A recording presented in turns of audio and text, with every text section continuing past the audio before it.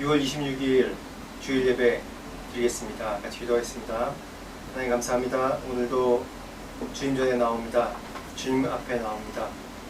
하나님 이 예배를 받아주시고 우리의 찬양, 또 우리의 입술, 우리의 마음 전심으로 드리는 예배를 주님 받아주시옵소서. 성령님 이 시간에 함께 하셔서 이 예배를 운행하시고 또 하나님 이 예배를 받아주시옵소서. 예수 그리스도 이름으로 기도합니다. 아멘. 찬양하겠습니다.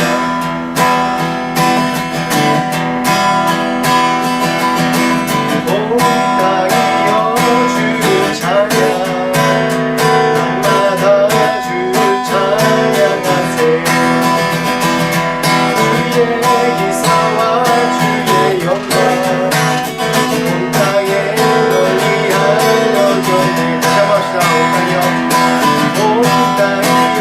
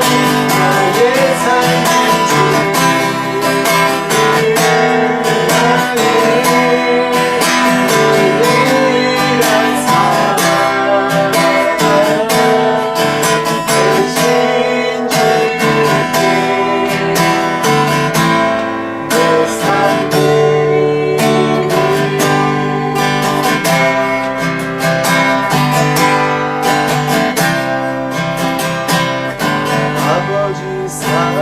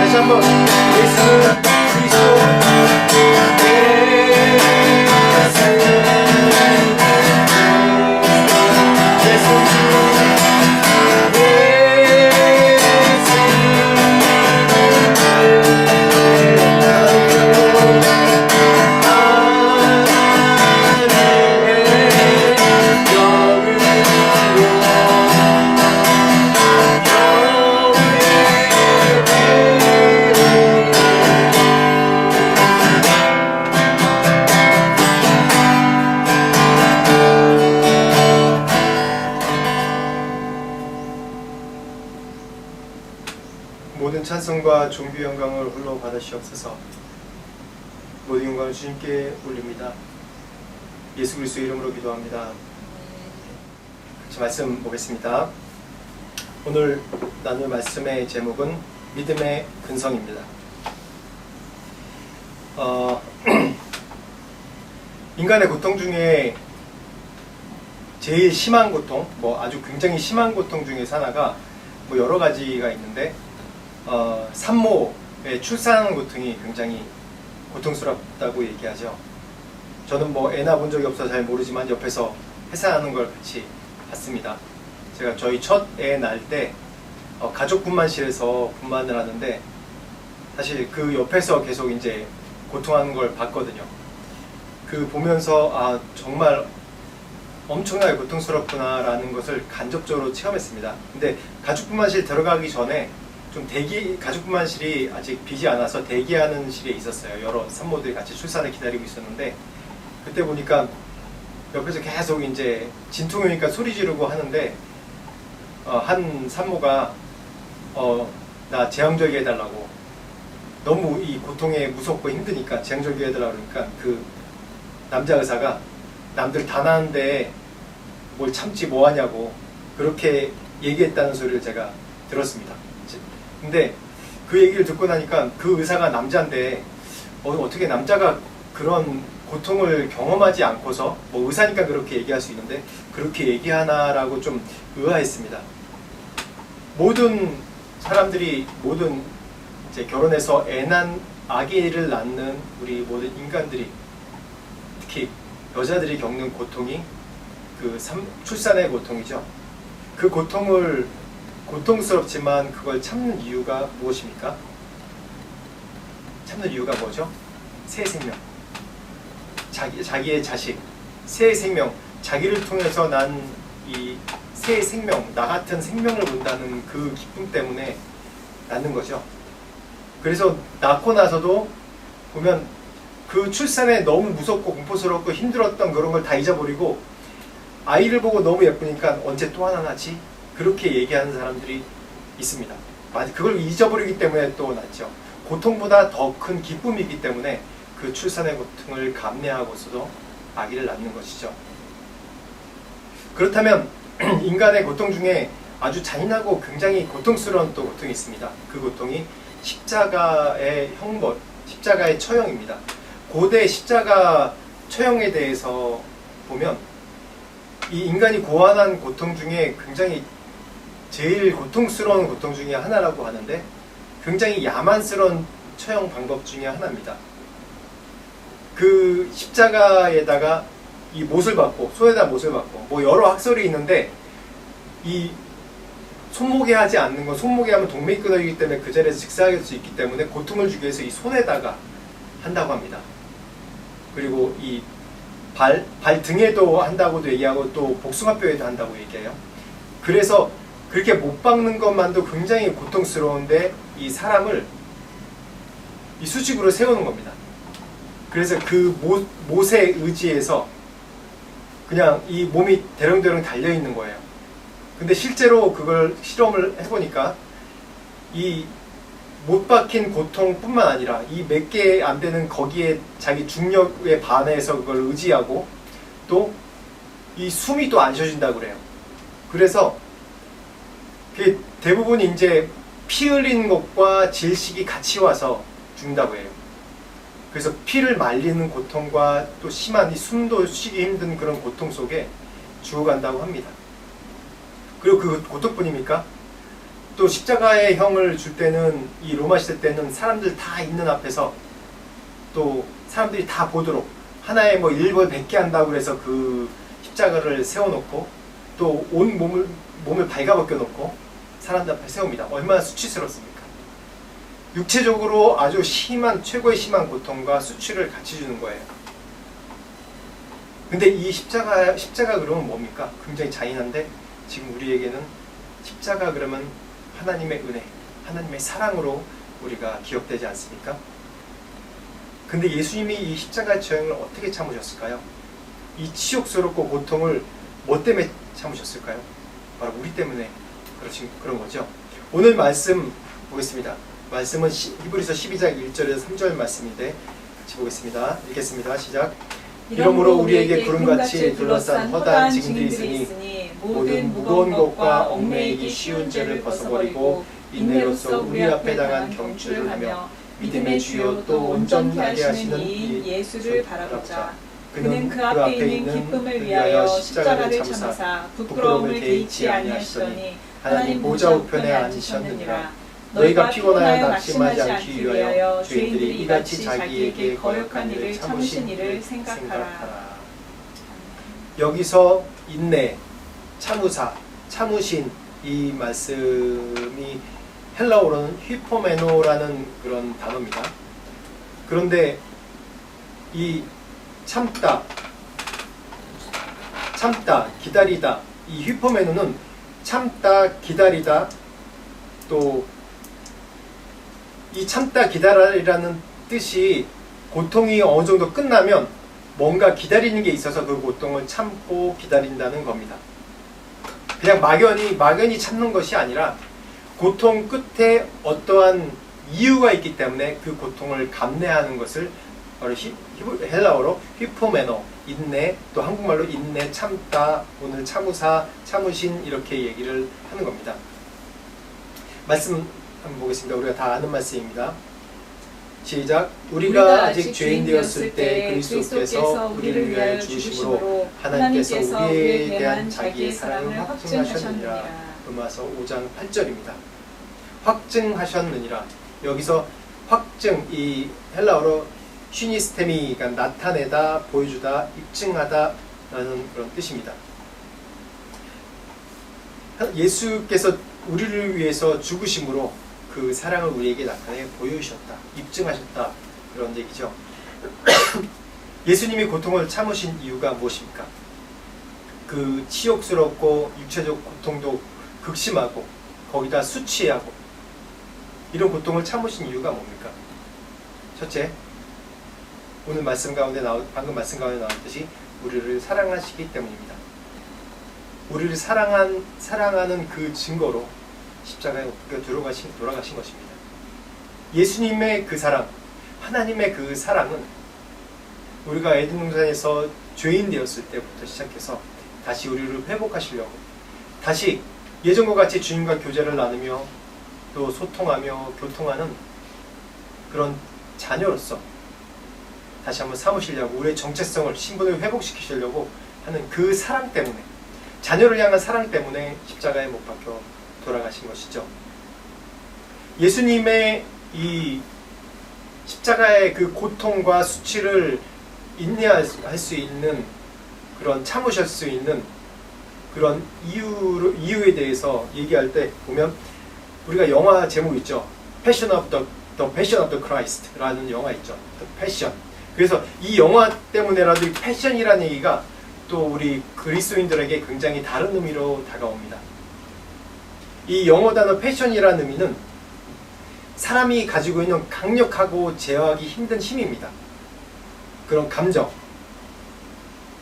또 이 우리가 기독교에서 얘기하는 이 패션, 이 열정, 뭐 한국말로 굳이 번역하면 열정인데, 이 열정은, 예수님의 그 열정은 어떠한 고통과 힘듦을 감내하고서라도 우리에게 보여주고 싶은 그 사랑, 그것에 대해서 얘기할 때 우리가 패션이라고 얘기합니다.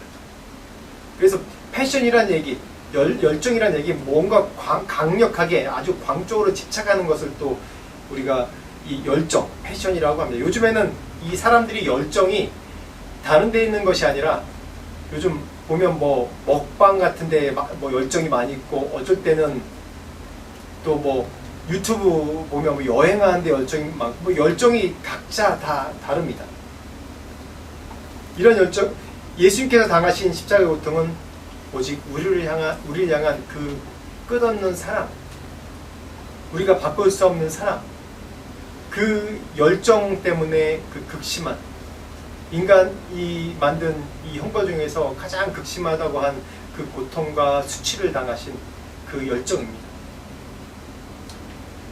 우리 자식들이 우리 부모들이 자식들을 보면 자식들이 잘 되기 위해서 어떠한 고통도 다 감내하지 않습니까? 어떠한 수치도 다 감내하고, 이거는 동서고금 막론하고 옛날이나 지금이나 막론하고 우리에게 있는 가장 중요한 본성이 하나님께 주신 축복의 본성이고, 우리가 아가페 사랑을 비유할 때 또 우리 부모가 자식 사랑하는 것을 비유하죠. 이 사랑을 비유할 때 이 자녀를 향한 열정, 우리가 우리 자식을 향한 열정을 생각해 보면 정말 예수님의 사랑과도 감히 비교할 수 없지만 그렇게 약간이라도 비유할 수 있는 것 같습니다. 고린도서 13장 7절에 사랑은 모든 것을 견디느니라, 여기도 견디느니라라고 얘기할 때 동일하게 휴포매너, 인내, 또 참음 이런 거 나타나는데, 이 사랑은, 우리를 향한 이 사랑은 모든 것을 인내하게 하는 예수님의 그 인내와 사랑이라고 할 수 있습니다. 또한 예수님께서 왜 이런 고통을 감내하셨나, 이걸 이길 수 있는 힘이 무엇인가, 누가복음 15장 7절 말씀 봅시다. 시작. 내가 너희에게 이르노니 이와 같이 죄인 한 사람이 회개하면 하늘에서는 회개할 것 없는 의인 99으로 말미암아 기뻐하는 것보다 더하리라. 예수님께서 십자가에 못 박혀 돌아가신 첫 번째 이유는 이 사랑 때문에, 자녀를 사랑하듯이, 자녀를 품듯이 그 사랑 때문에 사랑하셨다면, 두 번째 이유는 오늘 말씀처럼 잃어버린 영혼들 때문입니다. 바로 우리죠. 우리. 지금도 계속 우리가 하나님께 돌아오고 있습니다. 영혼들이. 그렇지만 오늘 말씀 가운데 보면 의인 99보다 죄인 한 명이 돌아오는 것을 기뻐한다고 그러고 그때 하늘의 잔치가 열린다고 얘기하고 있습니다. 또 우리 잃어버린 양의 비유에서도 동일하게 또 나오죠. 99마리 양이 있지만 잃어버린 한 마리 양 때문에, 그 목자가 한 마리 양 때문에 99마리를 내버려 두고 찾는 그 심정에 대해서 나옵니다. 이게 바로 예수님의, 하나님의 심정입니다. 구원받고 새 생명을 얻어야 되는데 구원받지 못한 그런 영혼들 때문에 예수님께서 십자가에 못 박혀 돌아가신 것입니다. 이 영원한 기쁨과 소망을 위해서 돌아가신 것이죠. 이게 하나님, 예수님의 열정과 예수님의 인내입니다. 오늘 말씀 다시 한번 말씀 한번 보겠습니다. 야고보서 1장 12절 말씀입니다. 시작. 시험을 참는 자는 복이 있나니 이는 시련을 견뎌낸 자가 주께서 자기를 사랑하는 자들에게 약속하신 생명의 면류관을 얻을 것이기 때문이라. 사실 검증되지 않은 믿음은 믿음이 아닙니다. 테스트를 통과해야 되는 것이 바로 믿음입니다. 이 인생의 여러 가지 테스트를 통해서 온전해지는 것이 바로 우리의 믿음입니다. 오늘 말씀 가운데 보면 시험을 참는 자는 복이 있나니 시련을 견뎌낸 자가 생명의 면류관을 얻는다고 했습니다. 예수님께서 고통을 참으시는 이유가 우리를 사랑하기 때문이고 잃어버린 영혼 때문이라면, 우리에게 이 닥친 믿음으로 사는 이 여정 가운데 닥친 어려움과 고난과 환난과 고통을 참는 이유가 바로 첫 번째는 하나님을 사랑하기 때문이어야 됩니다. 오늘 말씀 가운데서 주께서 자기를 사랑한 자들에게 약속하신이라고 나옵니다. 자기를 사랑하신, 하나님이 사랑하시고 하나님이 사랑하고 그 영혼이 주님을 사랑하는 자, 우리도 그 사랑 때문에 우리가 우리에게 당한 고난과 고통을 참을 수 있습니다. 둘째 뭐냐면 오늘 말씀 가운데 나오듯이 약속하신 것 때문입니다. 약속 뭐냐? 생명의 면류관입니다. 시험을 찾는 자, 시련을 견뎌낸 자에게 약속하신 게 생명의 면류관입니다. 어떤 사람은 우리가 예수님 믿는데, 믿음 생활하는데 이 고난과 고통을 참는 이유가 내가 뭘 바라고 하겠어요. 믿음으로 하는 거죠. 라고 얘기할 수 있습니다. 그런데 우리가 좀 솔직해질 필요성이 있습니다. 우리가 자세히 생각해보면 인간은 뭔가 이 기브앤테이크가 있어야지 자기를 희생하고 인내하고 열정이 생기는 것 같아요. 누구나 다. 우리의 최종 목표가 뭡니까? 이 세상 마지막 때까지 우리가 믿음을 지키는 게 우리의 최종 목표 아닙니까? 그리고 나중에 하나님께서 약속하신 생명의 면류관, 천국을 소유하는 게 우리의 목적이죠. 그게 우리의 동기부여입니다. 이 동기부여가 세상과 또 우리가 믿음에 있는 사람이 같다고 얘기하면 안 됩니다. 전혀 다른 겁니다.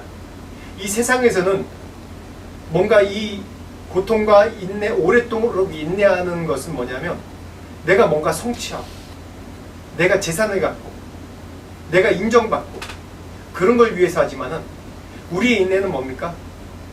영원한 하늘나라에서 생명의 면류관을 쓰고 또 주님과 함께 영원히 사는 것이 영생에 대한 우리의 보상이 있기 때문에 그걸 목표로, 그 약속을 목표로 우리가 오래 참고 인내할 수 있는 것입니다. 그러면 언제까지 우리가 이 시련과 고통을 참을 수 있을까요? 마태복음 24장 9절부터 13절까지 말씀 보면 같이 읽겠습니다. 그때 사람들이 너희를 환난에 넘겨주겠으며 너희를 죽이리니 너희가 내 이름 때문에 모든 민족에게 미움을 받으리라. 그때 많은 사람이 실족하게 되어 서로 잡아주고 서로 미워하겠으며 거짓 선지자가 많이 일어나 많은 사람을 미혹하겠으며 불법이 성함으로 많은 사람의 사랑이 식어지리라. 그러나 끝까지 견딘 자는 구원을 얻으리라. 네. 언제까지 우리 시험과 시련을 참아낸다고 얘기하죠? 마지막 때, 예수님 오실 때, 7년 환란이 끝나고 우리가 그 환란을 잘 견디고 믿는 자들이 우리가 휴거하고 그때, 마지막 때, 그때까지 우리가 참고 인내해야 되는 것입니다. 이게 시대적 종말의 얘기죠. 여기도 인내란 얘기 나올 때 휘포메노라는 헬라어 단어를 쓰고 있습니다. 우리가 이렇게 인내하고 참을 수 있는 것을 우리가 다른 얘기로 얘기하면 우리가 근성이라고도 얘기합니다. 그럼 믿음의 근성이 무엇인가? 말씀 한번 읽겠습니다. 히브리서 3장 14절 시작. 우리가 시작할 때 확신한 것을 끝까지 견고히 잡고 있으면 그리스도와 함께 참여한 자가 되리라. 이 근성에 대해서 얘기할 때 이 테드에 보면 한 9년 전에 나온 그런 굉장히 유명한 그 테드에 나온 이제 연설인데 거기 보면 Great the power of passion and perseverance 이 제목입니다. 여기서 보면 Great이란 얘기가 근성, 또 한국말로 번역하면 근성인데 이 Great이란 근성이란 단어가 보면 태어날 때부터 사람이 지니고 있는 성질 그리고 또 후천적이라도 이게 뿌리가 깊은 성질을 이야기할 때 근성이라고 또 얘기를 합니다. 심리학에서 이 근성에 대해서 얘기할 때는 장기간에 특정한 목표나 최종 결과를 얻기 위해서 열정과 결합된 개인의 인내심에 근거한 긍정적이고 비인지적인 특성이다. 다시 얘기하면 어떠한 목표를 성취하기 위해서 거기에 대한 열정이 있고 사모하는 정말 열정, 그것을 이루고자 하는 열정이 있고 또한 그것을 오랫도록 인내하는 인내심. 그러니까 장기간의 레이스를 하는 거예요. 단기간에 이걸 반짝해서 얻어내는 것이 아니라 어떤 성취하기 위해서 그걸 오랫도록 지속할 수 있는 열정과 인내를 얘기할 때 또 그릿이라고 얘기합니다.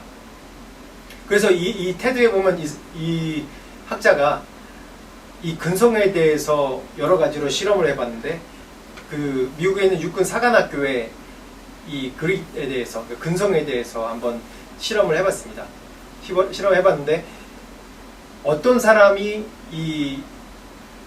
이런 사관생도를 뽑는 이 기간을 잘 통과할 수 있는가, 또 어떤 어려운 훈련을 잘 통과할 수 있는가, 또 통과할 수 없는가, 그것에 대해서 또 실험해봤다고 그래요. 또 한 가지 시험은 학교에서 선생님이 어려운 반을 맞는데 그 반을 이 학기 끝까지 잘 이끌어갈 수 있는가, 또 중간에 포기하는가, 또 세일즈맨이 어떠한 물건을 파는데 이걸 팔 수 없는 물건도 끝까지 이걸 어떻게 팔아내는가, 팔지 못하는가에 대해서 실험을 해봤다고 합니다. 근데 여러 가지 오랫동안 시험을 하면서 얻은 결과가 이걸 성취하는 근성이 성취하는 게 어떠한 IQ가 높다고 되는 것도 아니고 또 신체적으로 타고난 그 능력도 아니고 또 어떠한 계획을 잘 짜는 그런 것이 아니라 중요한 게 뭐냐면 이 근성이라고 합니다. 뭔가 목표를 두고 단기간이 아닌 장기간으로 그 열정을 계속 지속할 수 있는 능력, 이 근성이 바로 사람을 그 일을 성취하게 만들고 성공하게 만든다고 또 이 사람이 얘기합니다. 그래서 이 테드에서 이 내용이 굉장히 인기가 있습니다. 지금도 이제 많은 사람들이 이걸 보고 있습니다. 그렇다면 우리의 믿음의 근성은 무엇인가? 히브리서 12장 1절 말씀, 오늘 읽은 말씀 1절 말씀만 한번 보겠습니다. 다시 읽어보겠습니다. 시작. 이러므로 우리에게 구름같이 둘러싼 허다한 증인들이 있으니 모든 무거운 것과 얽매이기 쉬운 죄를 벗어버리고 인내로서 우리 앞에 당한 경주를 하며. 신앙생활은 달리기와 같습니다. 오랫도록 달리는 그런 달리기와 같습니다. 100m 달리기가 아닌 장거리 마라톤입니다. 단거리는 이게 순발력이 필요하지만 장거리는 지구력이 필요한 겁니다. 그래서 오늘 방금 말씀 보면 무거운 것을 첫 번째 무거운 것을 내려놓고 두 번째로 얽매이기 쉬운 죄를 벗어버리고 라고 얘기합니다. 우리가 믿음의 근성을 가질 수 있는 장거리를 달리는데 우리를 방해한 요소들이 있습니다. 그 요소가 뭐냐면 무거운 것 그리고 얽매이기 쉬운 죄입니다. 사람이 마라톤을 할 때 저도 이제 한 10년 전에 이제 마라톤 연습을 열심히 했습니다. 하루에 7km, 10km도 달리고 그렇게 매일마다 이렇게 달린 적이 있는데 그때 달릴 때는 이렇게 좀 쪽 말랐어요. 뭘 먹어도 계속 마르더라고요. 그래서 달리기를 좀 줄이고 한 5km에서 7km로 계속 달리는 것을 계속 했었는데 지금도 틈만 나면 한 5km 이상 넘어가지 않게 그렇게 달립니다. 근데 제가 한 10km 그렇게 쭉 달릴 때는 매일마다 달릴 때는 이게 몸에 뭐가 이제 있는 게 굉장히 치렁치렁한 게 되게 힘들더라고요. 그래서 어떻게 하면 몸을 좀 가볍게 할까? 그래서 뭘 안 가지고 해요. 그리고 신발도 그냥 내가 일반 신는 신발이 아닌 정말 가벼운 신발. 그때 한국 가서 정말 마라톤 신발, 가벼운 신발 아직까지도 제가 신고 있는데 그 신발을 신고 몸을 최대한 가볍게 하고 주머니에 뭐 있으면 그것도 덜렁덜렁 거려가지고 굉장히 불편하더라고요. 최대한 가볍게 해서 뛰는 거예요. 그래야지 오랫도록 지속하고 그것이 방해를 받지 않아요. 그렇다면 우리에게 이 무거운 것이 무엇입니까? 제가 나에게 무거운 것이 무엇이 있었나, 지금도 무거운 것 계속 내려놔야 될 게 굉장히 많은데, 제가 99년도에 첫 선교 나올 때가 생각났습니다. 제가 선교 나올 때, 제가 98년도 11월 달에 결혼해서, 그때 이제 대학원 마지막 마치는 이제 때였는데, 결혼하면서 우리가 보통 신혼살림을 차리는데 신혼살림을 아무것도 안 차렸어요. 왜냐하면 우리가 곧장 결혼하자마자 선교지로 나가기를 결정했기 때문에. 그래서 11월에 결혼해서 이제 12월달 이제 사임하고 저도 마지막 논문 마무리하고 1월달, 2월달은 또 이제 저희 양가가 저도 첫째고 저희 가족 중에 첫째고 제 아내도 첫째라서 양쪽 이제 집안 식구 인사 다니느라고 한 달 반을 계속 소비했던 것 같아요. 그리고 졸업식 하고 3월달에 곧장 나왔습니다.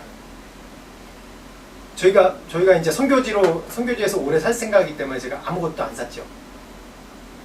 근데 선교지로 나와서 제가 이제 물건이나 그런 건 안 샀지만 제가 선교지로 나왔을 때 아직 내려놓지 못한 것들이 있었어요. 그게 뭐냐면 저희 아버지와 제 동생이었어요. 저희 어머니가 이제 저희가 결혼하기 한 4년 전에 돌아가셨는데 제 동생이 그때 중1이었어요. 중학생이었어요. 그래서 저희가 나올 때는 99년 나올 때는 막 고3이 될 때였습니다. 근데 고3이 되면 한국에서 그때 당시 지금도 그렇지만 모든 가족이 다 집중해서 지원하고 또 다 챙겨주고 그래야 되지 않습니까?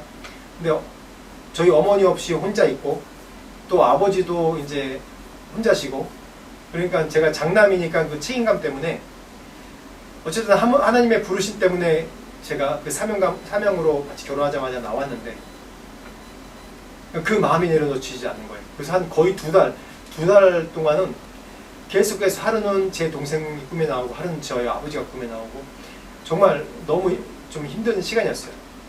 선교지 첫 선교사로 나온 기쁨도 있었는데 이 아직 내려놓지 못한 책임감 때문에 너무 힘들었어요. 근데 기도하면서 하나님께서 내려놓으라고 말씀하시고 하나님께서 책임져 주시겠다 말씀하셔서 내려놨을 때 또 저희 아버지와 제 동생이 또 축복받는 것을 제가 또 간증으로 갖고 있습니다.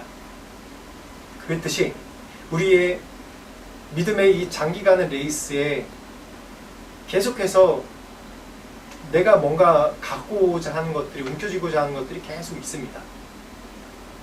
근데 믿음의 장기 레이스에, 이 마라톤에 계속해서 내려놔야 돼요. 중간에 가다가 물 마시고 싶다고 물 마시고 이 마라톤수가 계속 이 물 중간에 또 마셔야겠다고 이 짊어지고 갑니까? 아니죠. 그냥 먹고 곧장 다 버리지 않습니까? 다. 이 장기간으로 가는 신앙의 이 경주에서 우리가 무거운 것을 가지면 안 됩니다. 두 번째, 얽매이기 쉬운 죄. 이 죄라는 것이 우리에게 거머리처럼 이렇게 달라붙어 있는 것입니다. 아무리 사소한 죄라고 해도 이 죄가 계속해서 우리의 살을 파고드는 겁니다. 계속해서. 나도 인지하지 못하는 그런 죄가 있어요. 습관이 된 죄가 있고. 이런 것들이 나를 얽매이게 하는 것들입니다.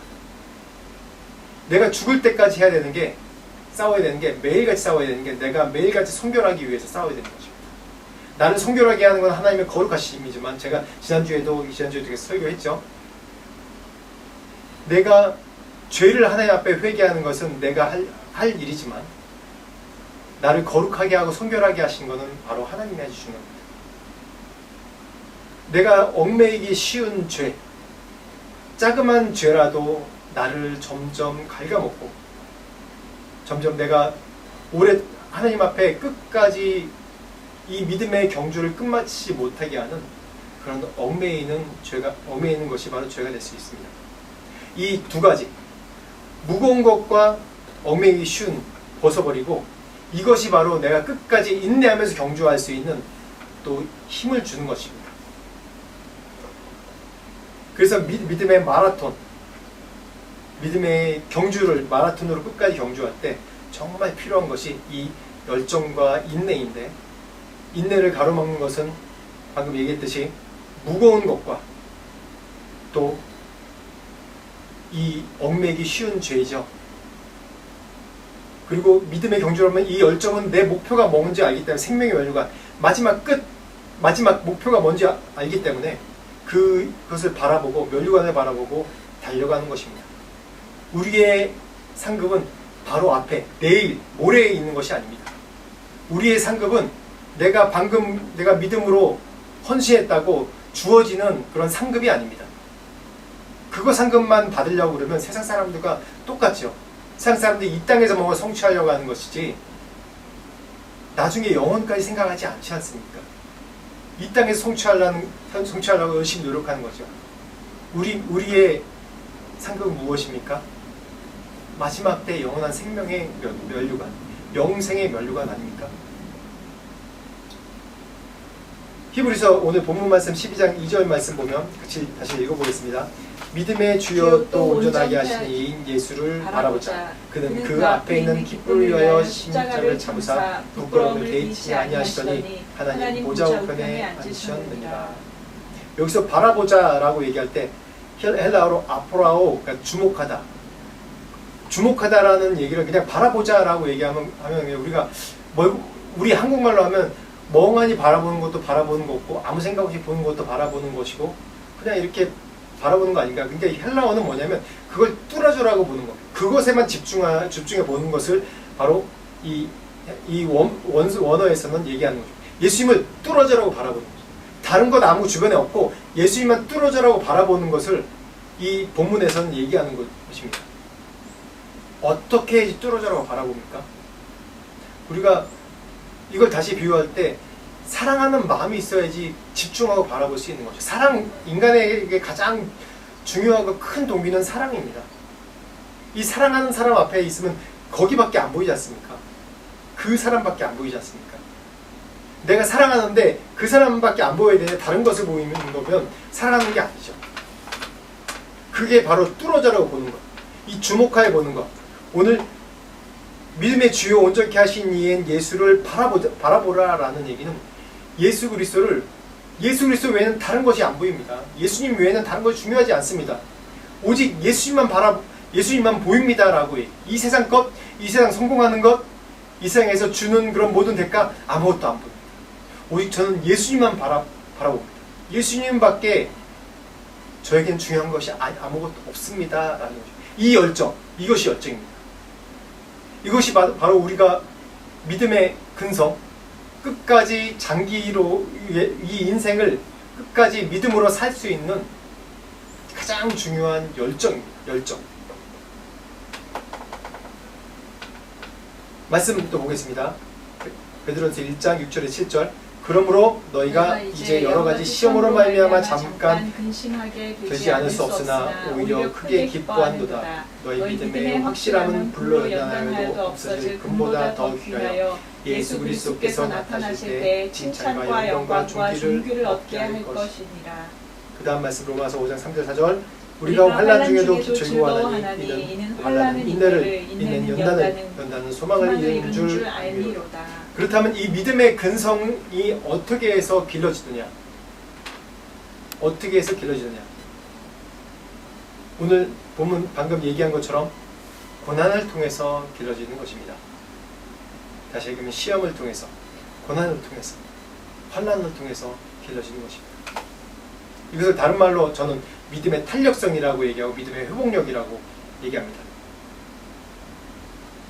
이 믿음의 탄력성, 믿음의 근성이 이 고난을 통해서 우리가 길러지는데 이 고난을 계속 통과한 자만이 쉽게 포기하지 않고 끝까지 믿음의 레이스를 할 수 있는 것입니다.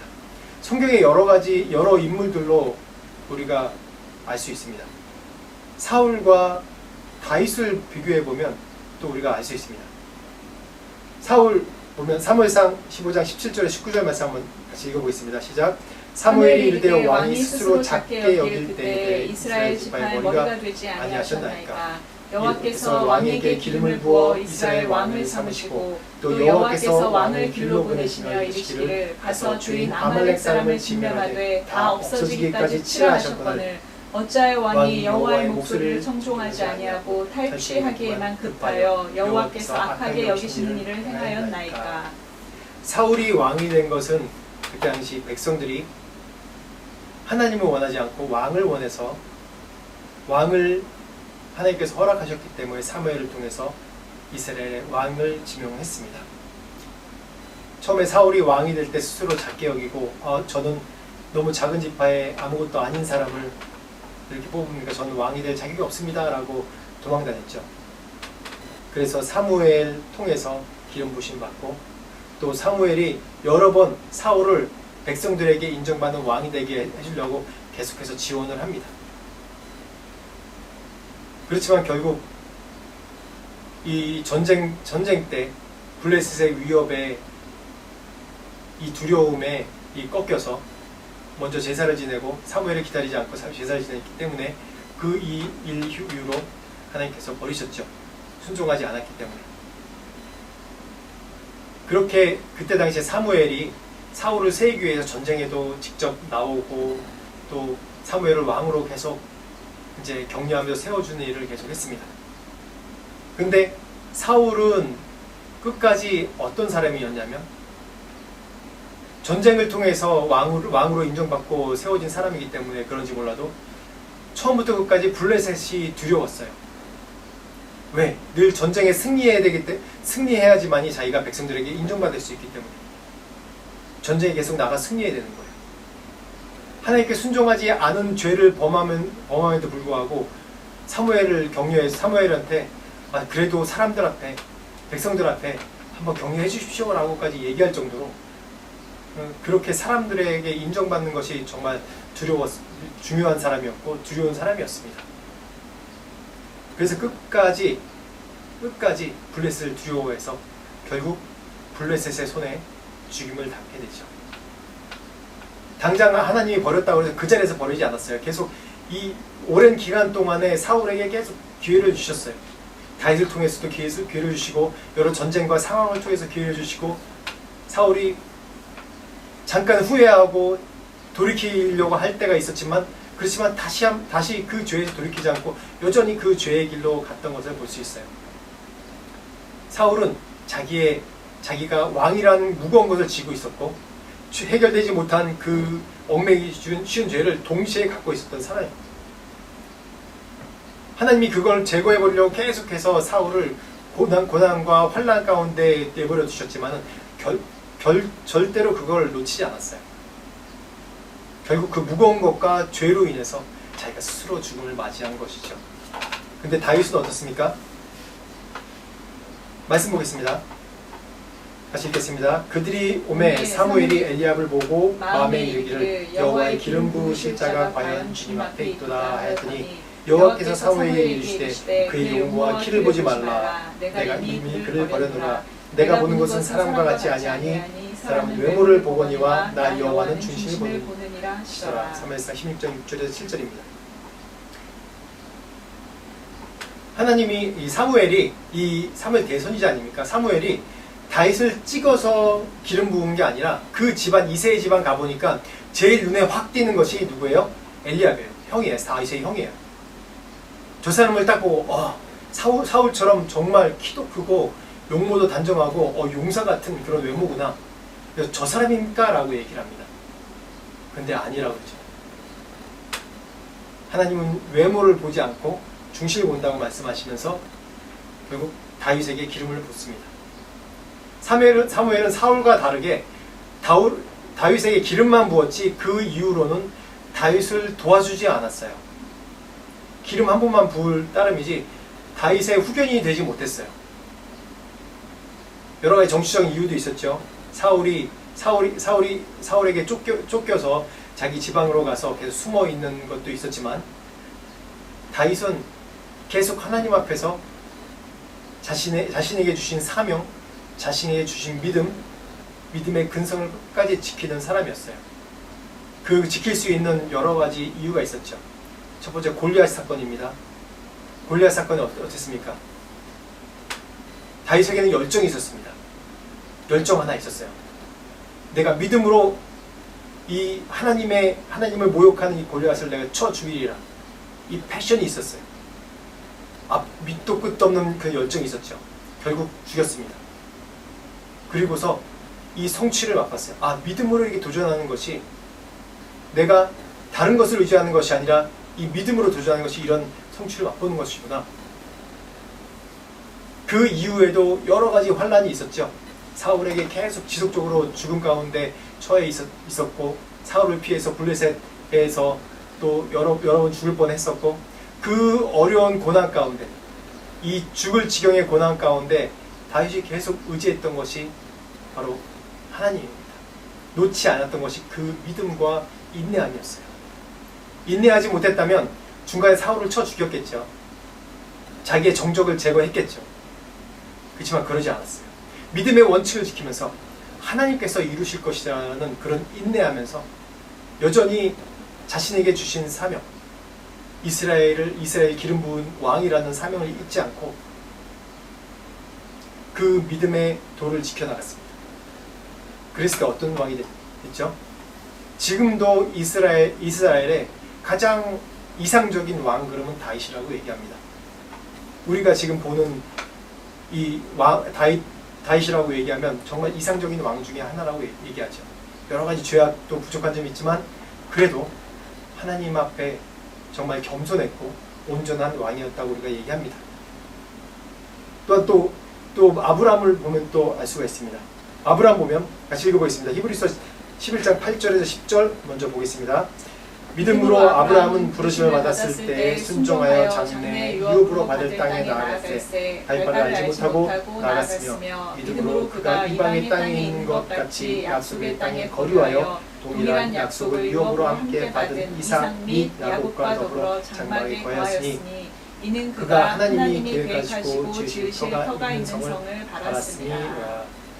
또 17절 19절 말씀 아브라함은 시험을 받을 때 믿음으로 이삭을 드렸으니 이는 약속들을 받은 자로되 그 외아들을 드렸느니라. 그에게 이미 말씀하시기를 내 자손이라 칭할 자는 이삭으로 말미암으리라 하셨으니 그가 하나님이 능히 이삭을 죽은 자 가운데서 다시 살리실 줄로 생각한지라. 비유컨대 그를 죽은 자 가운데서도 받은 것이니라. 아브라함의 믿음의 근성은 무엇입니까? 아브라함도 믿음의 근성이 이게 하루아침에 이루어졌을까요? 아니죠. 우리가 다 알다시피 아브라함도 여러 믿음의 시험과 또 고난과 환난 있었습니다. 첫 번째 갈대아 우르에서 떠날 때도 믿음으로 나왔죠. 믿음으로 나와서 가나안 땅에 오니까 어떤 일이 있었습니까? 가나안 땅에 와서 제단을 쌓고 하나님께 제사를 드렸습니다. 그러자마자 무슨 일이 있었냐면 그 땅에 기근이 있었습니다. 그래서 아브라함은 이제 이집트로 피신 가죠. 그곳에서도 고난이 있었습니다. 왕이 이 사라를 보고 너무 아름다우니까 아내를 취하려고 했을 때 또 하나님께서 구해주시죠. 이런 여러 과정을 겪으면서 최종적으로 정말 중요한 사건이 하나 있는데 믿음의 조상이라고 일컫는 아들 이삭을 바치는 것이었습니다. 하나님이 아브라함에게 보여주신 그런 생명의 멸관, 그때 당시 생명의 멸관, 그때 당시 보상이 무엇입니까? 아들을 주리라. 그 아들을 통해서 이 하늘의 별과 같이 바다의 모래와 같이 많은 자손을 얻으리라 라는 축복을 주지 않았습니까? 그 약속이었죠, 약속. 근데 아브라함 우리가 이성적으로 생각했을 때는 허황된 약속이에요. 어떻게 지금 내가 100세가 다 됐는데 나를 통해서 그렇게 많은 자손이 생겨날 수 있을까? 그렇지만 아브라함은 그걸 믿었다고 얘기했습니다. 믿었다. 그걸 믿었다고 얘기했어요. 그런데 그렇게 얻은 아들이 하나님께서 또 그 아들을 바치라고 해요. 아브라함은 그동안 하나님께서 믿음의 훈련을 시키시면서 하나님만 믿고 하나님만 바라보고 쫓아가는 것이 하나님께서 이루어 주시는구나 라는 것을 그런 믿음이 있었어요. 자기가 이성적으로는 이해는 안 되지만 믿었어요. 그랬을 때 오늘 11장 17절 19절 말씀 보면 그가 하나님이 능히 이삭을 죽은 자 가운데서 다시 살리실 줄 생각한지라 부활까지 생각한 거예요. 아브라함. 이런 믿음이 어디서 나왔습니까? 아브라함이 겪은 여러 환난과 고난을 통해서 믿음이 온전해지는 것이었죠. 이게 바로 믿음의 근성입니다. 믿음의 탄력성, 믿음의 회복력. 우리는 인간이기 때문에 고난과 어려움 당할 때 낙심하고 절망합니다. 다 그렇습니다. 고난과 환난 가운데 어려움 가운데 절망하지 않는 사람이 있습니까? 없어요. 한 명도. 잠시 고난과 지금 누구든 다 고민이 있지 않습니까? 돈 많다고 고민이 없는 것도 아니고 최종선 권력에 있다고 고민이 없는 것도 아니고 내가 돈이 없다고 고민이 없는 것도 아니고 다 고민이 있고 고난이 있고 어려움이 있습니다. 그렇지만 우리는 믿음이 있죠. 이걸 어떻게 회복하고 어떻게 이걸 뚫고 나가고 믿음으로 어떻게 이걸 이겨나갈 수 있는 그런 근성이 있죠. 그 근성이 어디서 옵니까? 무거운 걸 내려놓고 얽매기 쉬운 자를 벗어버리고 이 근성이 생기는 것이 매일마다 나의 삶에서 있어야 되는 겁니다. 믿음의 탄력성, 회복력이 생기는 것이 매일마다 내가 극복해야 될 매일마다 나의 죄와 내가 내려놓지 못한 나의 욕심과 예수님 외에 다른 것 보이는 것들은 모든 것이 무거운 것들이에요. 이런 걸 내려놓는 연습을 계속해서 매일 생활 가운데 하는 겁니다. 그럴 때 나의 믿음의 근성이 생깁니다. 왜 믿음의 근성이 필요합니까? 마지막 때, 마지막 날, 이 세상 끝나는 날, 내 생에 끝나는 날, 혹 우리 살아있을 때 우리가 환란이 왔을 때도 그 환란을 잘 통과할 수 있으려면 지금부터 계속 믿음의 근성을 달려나가는 거예요. 내 믿음의 근성, 믿음의 근육. 그럴 때 내가 생명의 멸류관을 살 수 있는 것입니다. 우리가 많은 사람이 예수님을 잘 믿고 또 유명한 강사고 유명한 믿음으로 유명한 날렸다 그런 사람 중에 타락한 사람도 많이 있지 않습니까? 왜 그렇습니까? 믿음의 근성이 부족해서 그렇습니다. 믿음의 근성. 이 열정과 인내, 예수님을 향한 예수님만 바라보는 그런 열정, 예수님에 다른 것이 없다는 열정, 또 인내, 내 무거운 것 벗어버리고 얽매이기 쉬운 죄 벗어버리고 오직 예수님만 바라보며 인내하는, 끝까지 인내하는 그런 믿음의 경주를 할 때 결국 우리에게 주의 상급이 영원한 생명의 면류관입니다. 이 땅에 성공하는 것, 이 땅에 잘 살고 잘 되는 것 물론 중요합니다. 근데 그걸로 만족하지 마십시오. 그걸로 만족하시면 안 됩니다. 그렇더라도 잠깐의 기쁨이지만 다 내려놓고 벗어버리고 오직 영원한 생명을 주신, 영원한 생명 면류관 주신 오직 예수님을 바라보십시오. 그런 열정과 인내로, 믿음의 근성으로 매일마다 승리하는 여러분이 되기를 축원합니다. 같이 기도하겠습니다. 하나님 감사합니다. 우리에게 믿음의 근성을 주십시오. 우리가 예수님을 뜨겁게 사랑하는 열정 회복시켜 주십시오. 우리가 예수님을 뜨겁게 사랑하지만 매일 삶 속에 넘어지고 좌절하고 절망합니다. 하나님, 우리에게 다시 힘을 회복시켜 주셨고 계속해서 우리에게 있는 무거운 짐을 내려놓고 우리를 괴롭히는 모든 죄악을 매일마다 회개하며 점점 예수님을 닮아가는 저희들이 될 수 있도록 도와주십시오.